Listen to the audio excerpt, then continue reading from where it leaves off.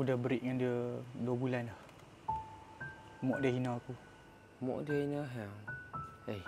Takkan mungkin mak dia nak hina hang. Takkan hang pergi jumpa mak dia, hang pakai baju terkoyak. Mesti hang pakai semak kan? Dia nak hina apa hang? Bukan. Sebab ni. Oh, pasal cover set yang lusuh. Itulah aku kata dah. Dulu aku suruh tekak sama tekak. Hang tengok mak dia lah ni pun selek. Sama lah ni semua benda selek. Hang ni pun bengak lah. Dia cakap tadi aku dah boleh tangkap dah sebab apa. Hang nak tahu dah sebab apa? Sebab dia naik motor lah mak dia hina. Oh, pasal naik motor. Faham? Hah? Mak dia hina pasal naik motor ya? Ish, tak guna sekupang mak dia ni. Taklah, aku pun tak tahu nak cakap macam mana. Mok-mok zaman lo ni asal naik motor tak ada orang masa depan. Asal naik motor tak ada orang masa depan. Aku tak tahu nak cakap macam mana. Habis tu, mak mana je nak tengok anak dia kena hujan panas. Yang tu aku sokong, aku faham yang tu. Tapi at least janganlah hina. Cakap dah elok pun boleh kan.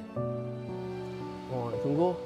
Tapi kami nak tahu juga mak dia hina apa dekat hang. Kan mak dia cakap macam mana? Mak dia cakap naik motor ni ada masa depan ke?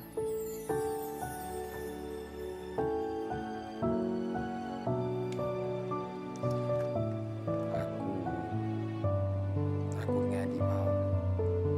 Apa hang rasa tu? Yalah sebab kami pun naik motor kan. Apa yang mak dia cakap tu, hang nak buat apa lah?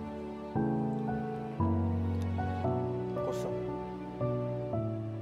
Aku give up dengan semua benda. Weh, takkan weh tak boleh weh. Wake up bro, wake up. Takkanlah dengan satu mulut tu je hang nak terus give up macam tu. Takkan hang nak give up. Patutnya hang kena bukti dekat orang yang hang pun boleh jadi macam orang lain. Hang give up dengan semua benda. Hidup hang kosong. Apa hang nak buat? Ingat aku cakap mami tu. Ingat tak? Lo ni satu je kami nak daripada hang. Kami tak mahu hang ni terus give up macam tu je. Aku tak give up. Tapi aku penat.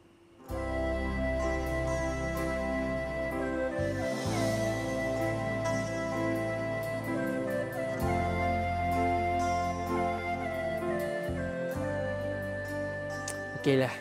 Macam ni lah. Let's say satu orang nanti